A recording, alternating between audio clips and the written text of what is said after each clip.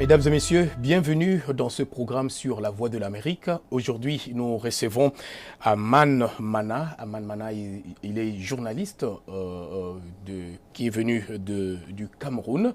Alors, Aman Mana, bienvenue sur ce plateau de la Voix de l'Amérique. Merci.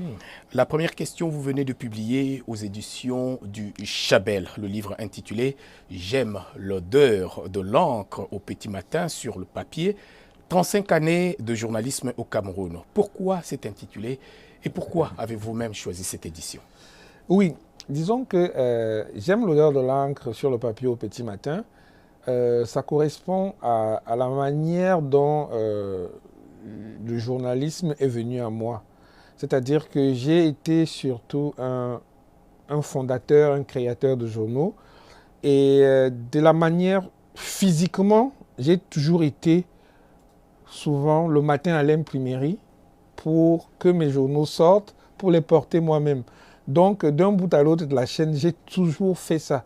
Et c'est quelque chose qui physiquement m'a marqué, à savoir le matin en arrivant à l'imprimerie, sentir cette odeur-là m'a toujours donné une impression de naissance et de renaissance. C'est pour ça que lorsqu'il m'est arrivé de faire mon autobiographie professionnelle, c'est ce titre-là.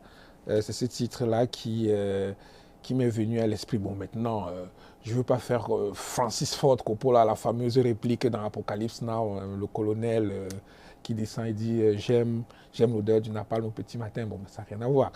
Comme ça, quelque chose à voir. On travaille, on vit avec sa culture, avec tout ce qu'il y a. Et après, pourquoi cette édition? Oui. Bien les éditions, oui.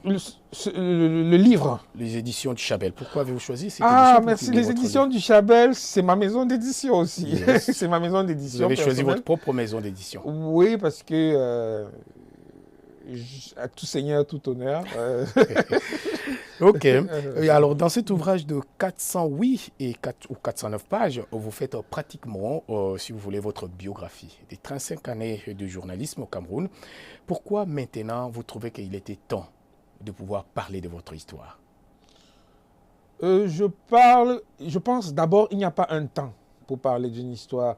Il y a des gens qui m'ont dit « Ah, bébé, t'es trop jeune pour parler, pour faire ton autobiographie. » Ben, je leur ai répondu, toute proportion gardée, que Amadou Ahidjo, le premier président de la République du Cameroun, a démissionné, il avait 58 ans. L'âge que j'ai aujourd'hui et où je publie ce livre. Donc, quelle a été la motivation? Ma motivation, c'est j'estime que j'ai fait un parcours depuis le collège, parce qu'au collège, dans ce livre, je raconte comment au collège, déjà, j'allais empiler les pages du journal, les agrafer. C'était déjà ma chose, le journal. Donc, je raconte toutes ces j'ai dit 35 ans de journalisme, mais si j'ajoute le journalisme au collège, ce sera près de 45 ans. Donc, je trouvais que c'était un moment, parce que j'ai marqué quand même une pause dans cette carrière journalistique avec le journalisme d'active de tous les jours. Je suis passé à l'enseignement, à la recherche et à l'écriture à temps plein.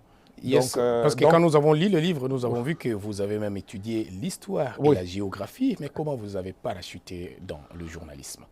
Bon, tout mène au journalisme, le journalisme mène à tout, comme on dit, mais mon histoire avec la rencontre du journalisme, ma rencontre avec le journalisme est une rencontre un peu fortuite, hein, c'est vraiment du hasard. C'est-à-dire que j'ai des amis qui étaient allés présenter le concours d'entrée à l'école de journalisme et je les accompagnais juste.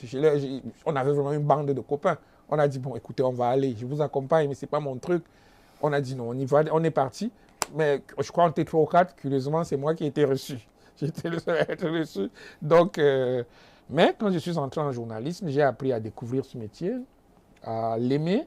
Et finalement, c'est devenu une passion pour moi parce que je pense que je suis un passionné de journalisme. Mais comme vous dites vous-même dans les premières pages de votre ouvrage, que vous dites que votre publication, donc ce livre, est pratiquement un long reportage sur votre vie en tant que journaliste. Voilà.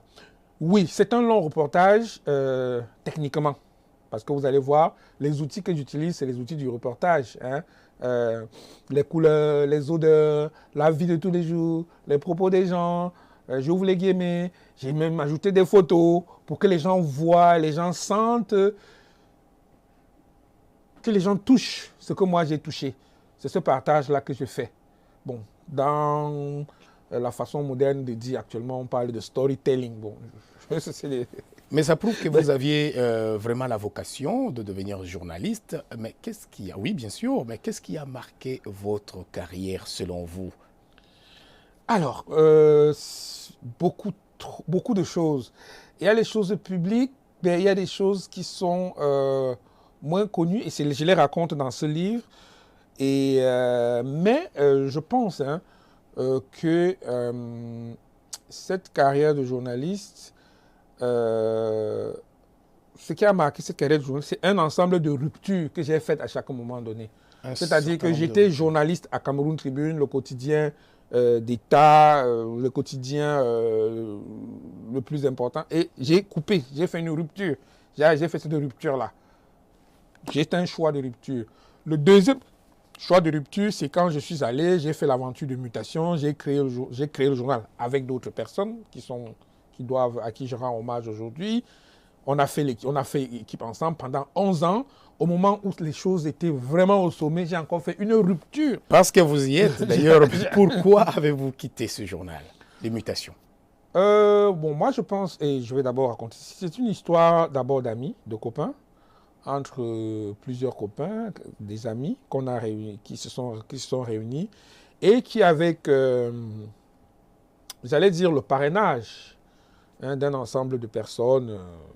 Il y avait un universitaire, Maurice Kamto, il y avait un assureur, Prouté Ayama, qui ont bien voulu apporter de leur aura et quelques petits moyens pour commencer.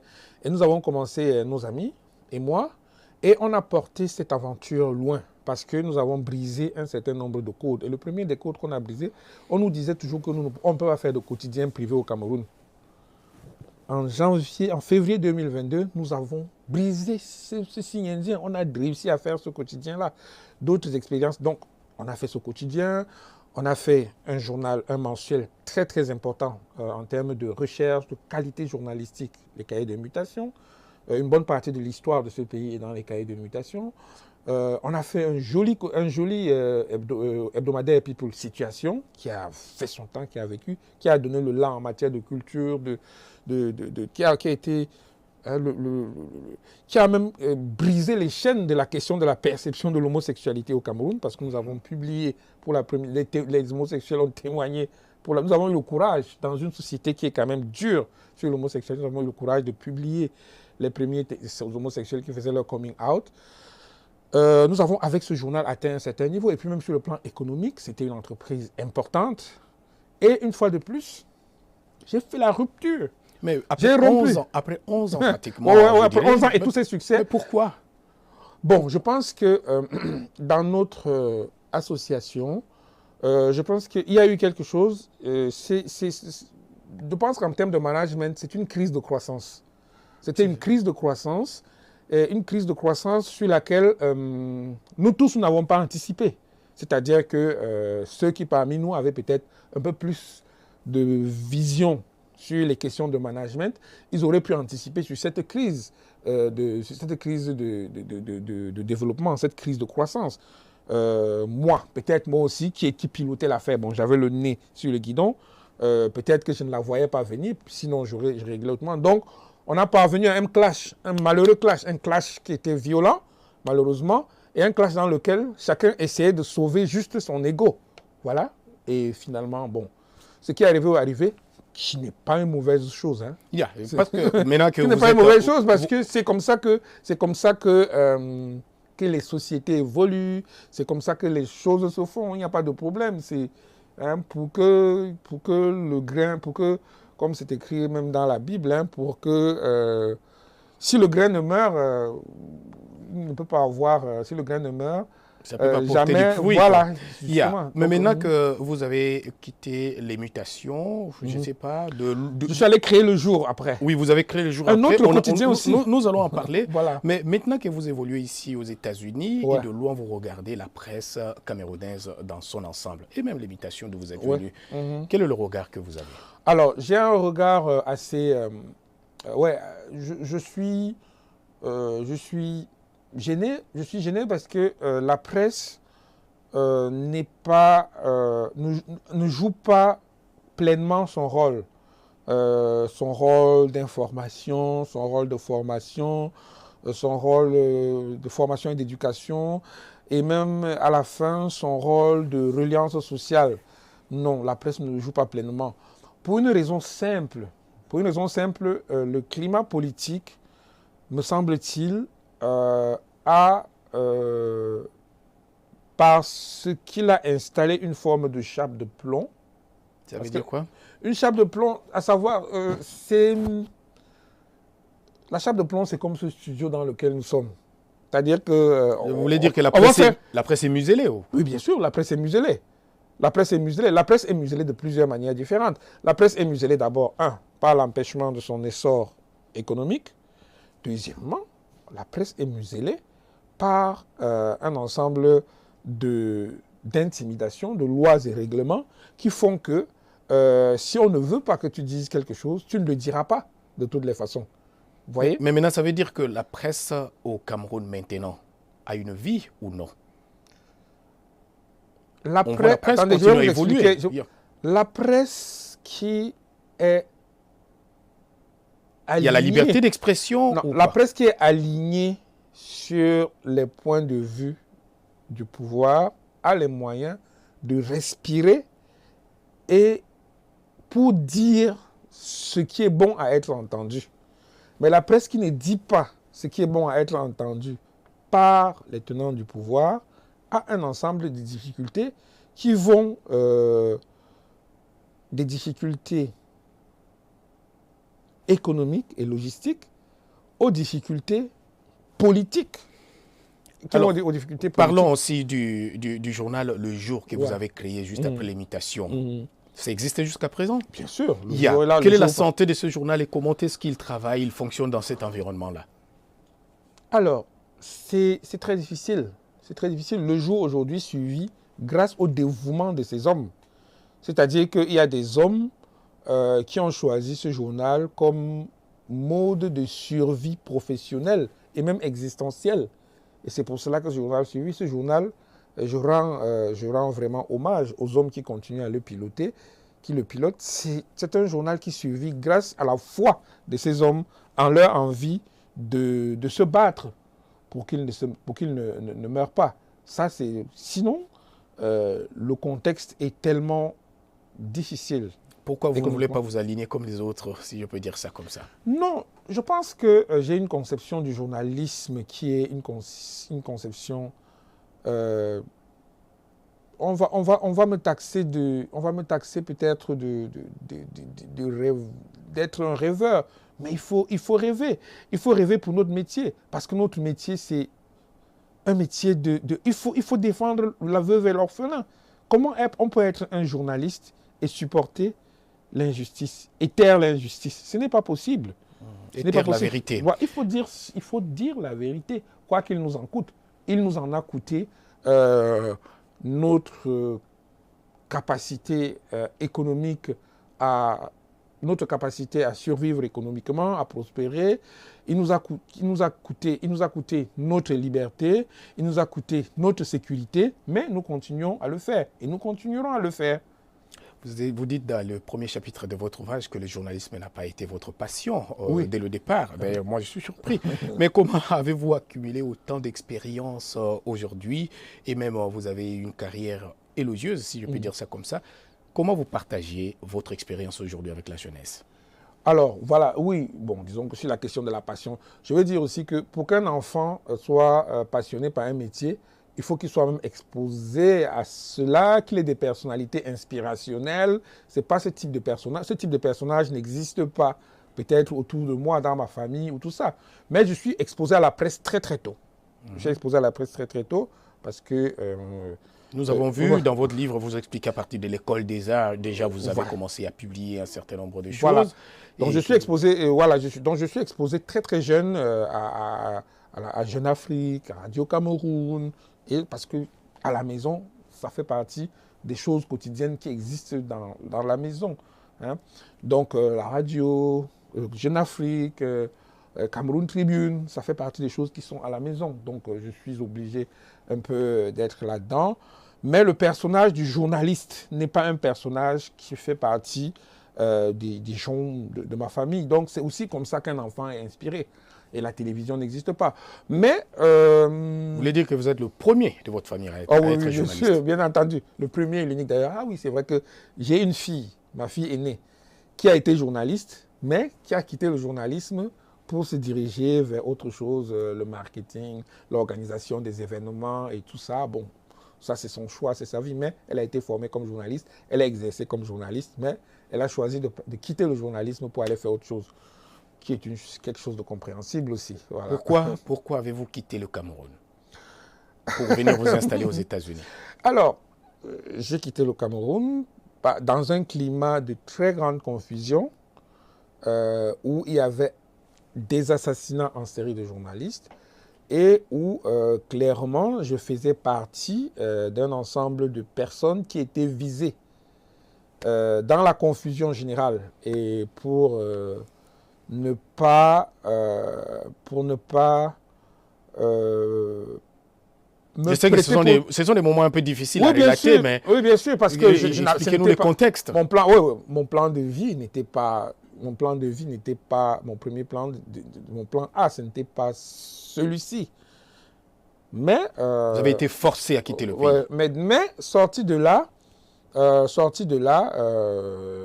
j'ai eu ces opportunités, j'ai eu cette nouvelle opportunité de pouvoir venir partager mon expérience dans une université américaine. Je le faisais déjà à l'université au Cameroun, je le faisais déjà à l'école de journalisme de Yaoundé depuis. Donc, venir faire la même chose ici, mais aussi faire de la recherche et pouvoir écrire. Donc, c'est grâce à cette opposition, cette situation-là, que j'ai pu très très rapidement faire ce livre et je suis encore sur d'autres projets qui concernent également la mémoire toujours.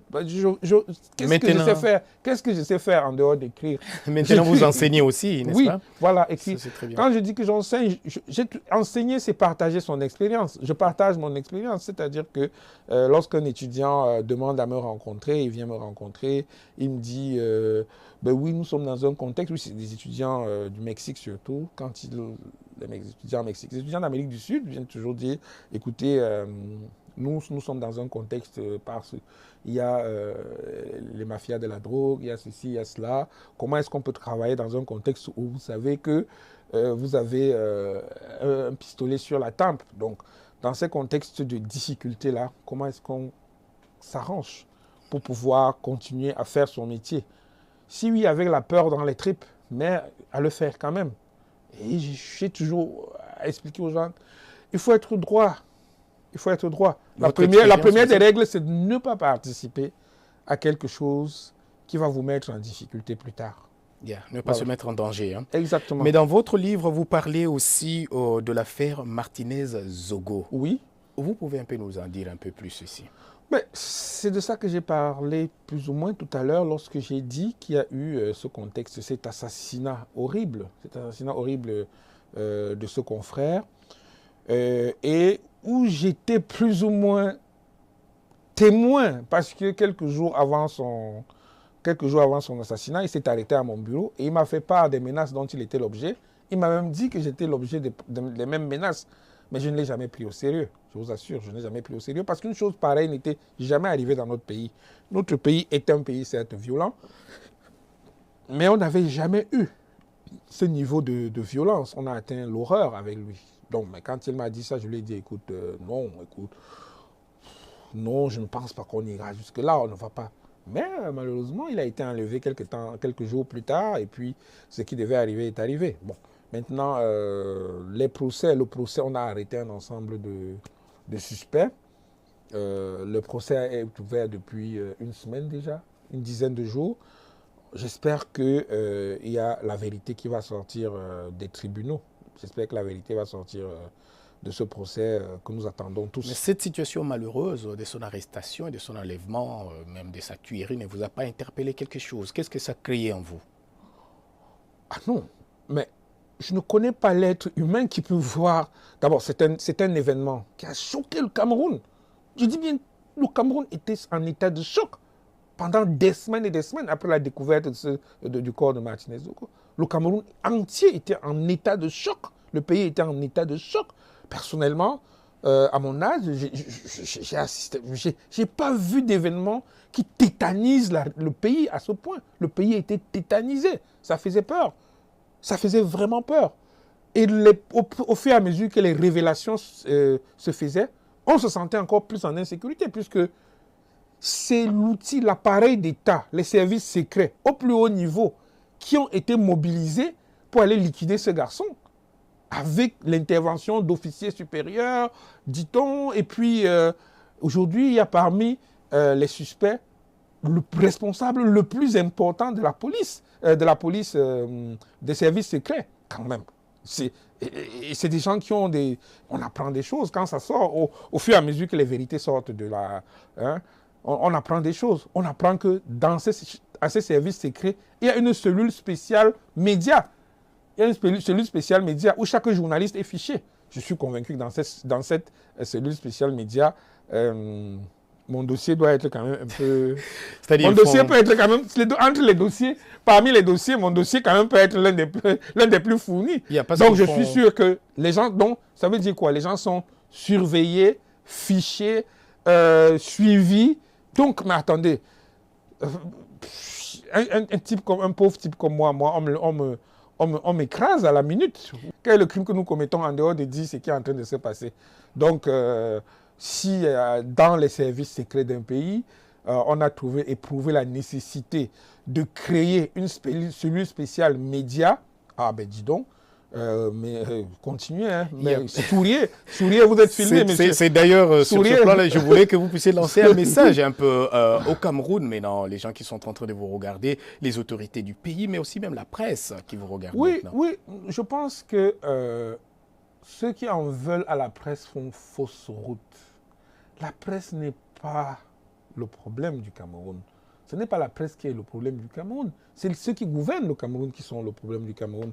S'ils résolvent les problèmes des Camerounais, leurs problèmes de route, leurs problèmes d'éducation, leurs problèmes de nourriture, leurs problèmes de santé, mais la presse sera là seulement pour leur rendre hommage et gloire.